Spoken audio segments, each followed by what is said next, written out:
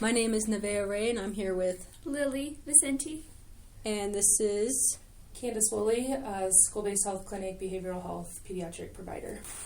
I'm here with Text It Out, and we're just here to ask you a couple questions. The first one is going to be, what resources do you have for your...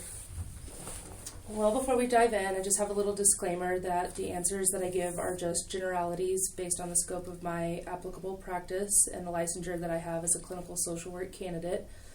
The answers that I give today are not specific to any current or past patient or client or potential future patient-client situations. So the resources that I use regarding child abuse and neglect are interventions aimed at ensuring safety, promoting healing, and supporting long-term recovery. Typically, the priority with abuse and neglect victims is immediate safety and crisis intervention. So as a provider, I'm legally required to report suspected abuse or neglect to Child Protective Services. For any youth that are in acute distress, I coordinate care with emergency mental health services or hospitalization if needed. I also focus on long-term therapy and resilience building with a strengths-based approach to help children build self-esteem, trust, and coping skills.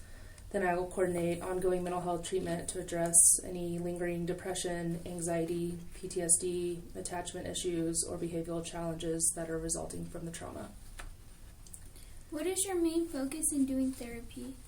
So my main focus here with the school-based health clinic is pediatric mental health and behavioral health. What services do you give out and offer, and can we share these services to the community through the webpage we're making? Yeah. The school-based health clinic here is part of Southwest Health System, and we work together with the Colorado Department of Public Health and Environment. Here at our clinic, we offer sports physicals, well child checks, acute injury management, reproductive health, behavioral health, and sick visits just during school hours. And yes, you can share our contact information.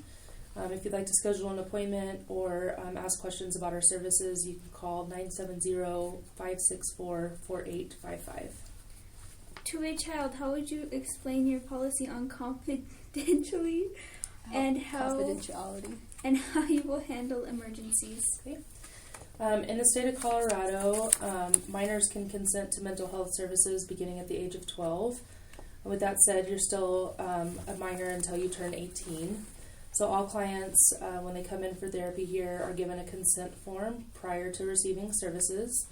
The consent form states that Southwest School-Based Health Center is required to keep my health information protected, but that in some cases the provider may need to be required to share by law as a mandated reporter.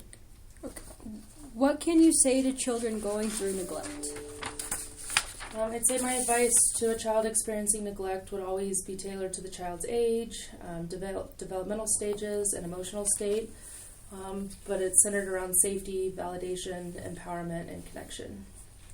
Why or how do you think kids going through abuse can benefit from therapy? So humans who experience abuse and neglect can benefit tremendously from behavioral health support. These services help with healing by developing healthy coping strategies, building the resilience. Therapy provides a consistent, non-judgmental environment where children can express emotions that they may have suppressed. Therapy helps them understand that feelings are normal responses to trauma and that what happened to them is not their fault. Clients will learn tools to handle anxiety, anger, fear, and sadness in healthier ways and learn how to form and maintain healthy connections with others. Okay. If a child was to report something to you, being abuse or anything like that, how would you handle that and help them? Okay. So as a therapist, I'm a mandated reporter, so I'll use the 1-844 Colorado 4Kids hotline to report what the youth shared with me surrounding suspected abuse or neglect, and then we would work on a care coordination plan depending on the needs of the client and the specific situation. All right. What are some strategies to help children manage their emotions after experiencing abuse, or what are strategies to help children manage their emotions after experiencing abuse learned in therapy?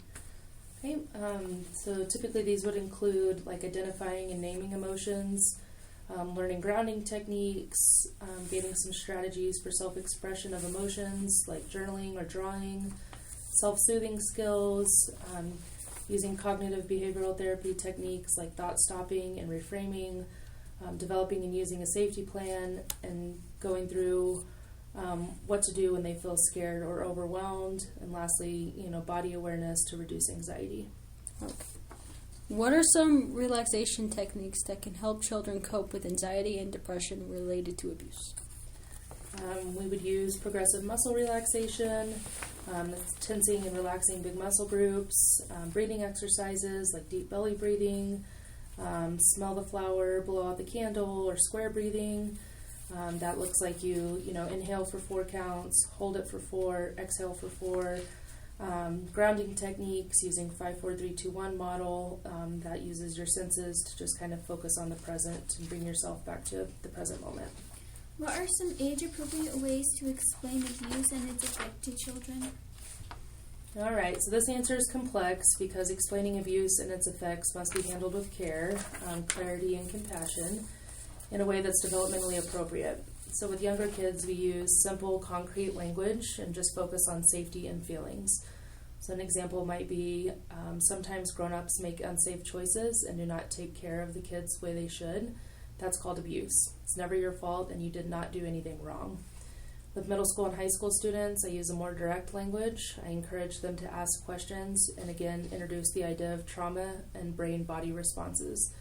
This could sound like abuse is when someone misuses their power to hurt you, either physically, emotionally, or by not giving you the care that you need. They can leave a lasting impact on how you feel about yourself and the world, but it's something that we can work through together. I always try to be respectful and transparent, let the client guide the conversation, and normalize the emotional and physiological effects of what the victim is feeling. Okay. And now with our closing question, we just want to ask, what do you wish and want to say to children going through abuse? I think most importantly that it's not your fault, that you're not alone. You absolutely have the right to feel safe, be treated with respect, and that there are people who care for you and want to help you.